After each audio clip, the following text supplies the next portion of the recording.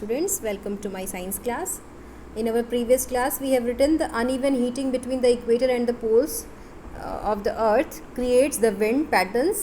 ठीक है, तो आपने अभी ये 8.4 नंबर हेडिंग डाली होगी, जहाँ तक मुझे याद है आपने ये 8.4 नंबर हेडिंग डाली होगी और ये ब्लू हेडिंग डाली होगी uneven heating between the equator and the poles. और मैंने आपको ये ड्राइंग बनाने को कहा था, the wind flow pattern because of uneven heating on the earth. ठीक है, तो जिसने नहीं भी किया है वो बच्चे ये रेड वाली हेडिंग डाल लेंगे, फिर ये ब्लू वाली हेडिंग डालेंगे और उसके बाद ये डायग्राम ड्रॉ कर लेंगे फिगर नंबर 8.8।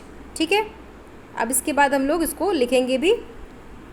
लिखने में हमने अभी कुछ भी नहीं लिखा है इसमें, आगे बढ़ते हैं। जहाँ पे भी temperature difference, temperature gradient create होगा, कहीं हाई टेम्परेचर कहीं लो टेम्परेचर, वहाँ पे प्रेशर ग्रेडियंट भी क्रिएट होगा। प्रेशर भी वहाँ जहाँ टेम्परेचर हाई होगा वहाँ लो हो जाएगा, और जहाँ टेम्परेचर कम होगा वहाँ प्रेशर हाई हो जाएगा। तो विंड पैटर्न स्टार्ट हो जाएगा from high temperature area, from high pressure area to low pressure area. ठीक है, तो इसी तरीके से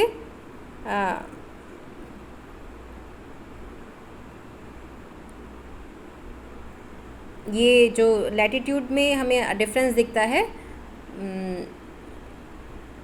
एयर पैटर्न का, this is because of that uneven heating of earth. ठीक है, अब इसके अलावा लैंड और वाटर की भी जब अनइवन हीटिंग होती है तो हमें सी ब्रिज और लैंड ब्रिज मिलता है। हमने चैप्टर नंबर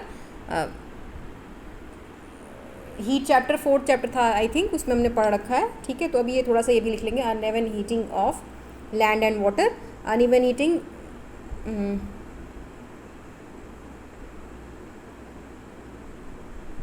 ये आप यहाँ से यहाँ तक लिख लेंगे, इन समर से लेके लैंड तक। ठीक है, ये वही चीज़ है। इन समर क्या होता है, इक्वेटर पे लैंड जो है वो जल्दी ही हीट हो जाता है, लेकिन वाटर उतनी जल्दी हीट नहीं होता, जिससे क्या होता है वार्म एयर लैंड से राइज होती है और वो सिंक करती है। ठीक है, इसी वजह से विंड फ्लो करने लगती है from ocean towards the land, और यही विंड जो होती है ओशियन से फ्लो कर रही है, इसको हम लोग सी ब्रिज भी बोलते हैं। ये लेकिन ये कोस्टल एरिया में है तो सी ब्रिज लैंड ब्रिज बोलते हैं, और अगर ये ओशियन से निकल करके ये इधर कोस्टल एरिया से बाहर भी आती है तब इसको हम लोग बोलते हैं मॉनसून विंड। ठीक है, यही हमारी मॉनसून विंड है, क्योंकि ये ओशियन से फ्लो कर रही है इसलिए इनको मॉनसून विंड बोलते हैं। एक स्पेसिफिक टाइम पे समर्स में ही फ्लो करती है, क्योंकि समर्स में लैंड जल्दी हीट हो जाता है, वाटर धीरे हीट होता है। तो लैंड जहाँ पे लैंड का प्रेशर क्या हो जाएगा, हीट ज़्यादा तो प्रेशर कम, और ओशियन का प्रेशर हाई हो जाएगा, इसलिए विंड जो है वो ओशियन से लैंड की तरफ मूव करती है। और ओशियन से जो विंड आएगी उसके पास डेफिनेटली मॉइस्चर होगा, वो पानी से भीगी हुई होगी ना, पानी एब्जॉर्ब की हुई होगी, और वो विंड जब आकर के पहाड़ों से टकराती है तो बारिश होती है। ठीक है, इसीलिए इसको हम लोग बोलते हैं मॉनसून विंड। ठीक है, तो ये मॉनसून विंड आप ये हेडिंग डालेंगे, फिर ये पूरा पोर्शन लिखेंगे और इसको लिखेंगे these are called monsoon winds. ठीक है, मॉनसून वर्ड क्या होता है, मॉनसून वर्ड मौसम से बना है, मौसम जिसका मतलब होता है सीज़न। ये ब्लू बॉक्स में जो लिखा हुआ दिख रहा है आपको, ये भी आप लिख लेंगे। ठीक है, और मॉनसून विंड्स अपने साथ क्या लाती है, पानी लाती है, जिससे कि बारिश होती है। ये पॉइंट भी आप यहाँ से लिख लेंगे, the monsoon winds carry water and its rains. ठीक है, तो अभी आप इतना लिखेंगे, इसके बाद हम आगे बढ़ते हैं। अब बात करेंगे जब यही विंड और रेन बहुत ज़्यादा हो जाए, बहुत डिज़ास्टर्स विंड बहने लगे, तब ये कन्वर्ट हो जाती है थंडर स्टॉर्म एंड साइक्लोन में। ठीक है, तो आप थंडर स्टॉर्म एंड साइक्लोन अगली हेडिंग डाल लेंगे, इसके बारे में हम लोग आगे पढ़ेंगे। ठीक है, थंडर स्टॉर्म क्या होता है, जब बहुत तेज़ी से विंड चल रही हो और उसमें लाइटनिंग भी शुरू हो जाए। ठीक है, मतलब बिजली कड़कने लगे, तेज़ हवा चल रही हो, पानी भी बरस रहा हो, तो इस पूरी कंडीशन को हम लोग बोलते हैं थंडर स्टॉर्म।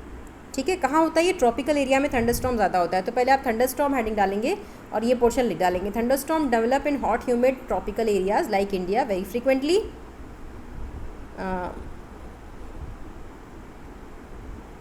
उसके बाद आप ये पोर्शन लिख लेंगे, the Swift movement of the falling water droplet along with the rising air create lightning and sound, it is the event that we call thunderstorm। तो thunderstorm में आप इतना लिख लेंगे।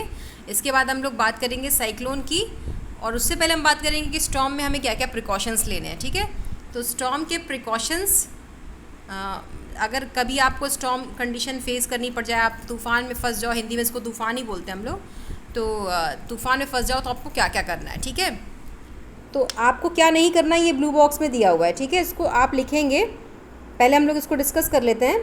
तो पहले आप ये हेडिंग डालेंगे, if a storm is accompanied by lightning you must take the following precautions. ठीक है, सबसे पहले do not take shelter under the isolated tree. किसी एक अकेले ट्री के अंदर आपको शेल्टर नहीं लेना है। फॉरेस्ट के अंदर अगर आप फंस गए हैं तो आप छोटे ट्री के अंदर शेल्टर लेंगे in comparison to large tree. बड़े ट्री में क्या होता है, बिजली जल्दी गिरती है। छोटे ट्री के अंदर आप अगर शेल्टर लेंगे तो आप बच सकते हैं। ठीक है, तो ये पहला पॉइंट आप लिख लेंगे, लेकिन डू नॉट की जगह आप लिख लेंगे, डू को काट देंगे और कर लेंगे वी शुड नॉट। ठीक है, तो डू नॉट की जगह क्या हो जाएगा, we should not take shelter under the isolated tree, और यू को काट के यहाँ पे क्या कर लेंगे, we. If we are in a forest take shelter under a small tree, do not lie on the ground. ठीक है, दूसरा पॉइंट है do not take shelter under an umbrella with a metallic end. Umbrella अगर आप लेके जा रहे हैं तो उस पर एक मेटल टिप लगी होती है, वो मेटल टिप नहीं होनी चाहिए, क्योंकि मेटल टिप क्या होती है, वो लाइटनिंग को आसानी से अट्रैक्ट करती है। तो मेटल टिप नहीं होनी चाहिए। ऐसा अम्ब्रेला लेकर के आप लाइटनिंग के टाइम पे नहीं जाएंगे। तो अगेन आप ये पॉइंट भी लिखेंगे, लेकिन यहाँ डू नॉट को कर लेंगे वी शुड नॉट।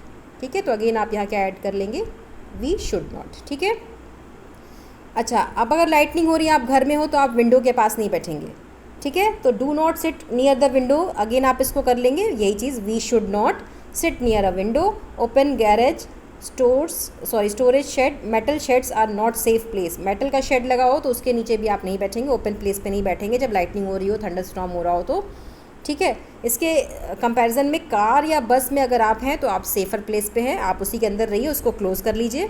ठीक है, if you are in water get out and go inside a building. अगर आप पानी में हैं उस टाइम पे, नहा रहे हैं, तो तुरंत पानी से बाहर आ जाइए। तो यू को आप यहाँ काट के वी कर लीजिएगा, ये पॉइंट भी आप लिख लेंगे, पानी से बाहर आ जाइए, आप बिल्डिंग में आराम से बैठिए। ठीक है, तो ये सारे पॉइंट्स हैं आपको थंडर स्टॉर्म के समय पे क्या करना है, क्या नहीं करना है। ठीक है, तो ये पूरा ब्लू बॉक्स आप लिख लेंगे, हर जगह आपको डू नॉट को काट के वी शुड नॉट कर लेना है और यू को काट के वी कर लेना है जहाँ भी लिखा हुआ है। ठीक है, तो ये यहाँ तक आप कंप्लीट करेंगे। ये थंडर स्टॉर्म साइक्लोन में कब कन्वर्ट होता है, ये चीज़ हम लोग कल की क्लास में डिस्कस करेंगे। ठीक है, आई होप आपको क्लास पसंद आई होगी, आप इतना लिख करके मुझे ज़रूर दिखाएंगे। Till then stay safe at your home. That's all for today, thank you very much.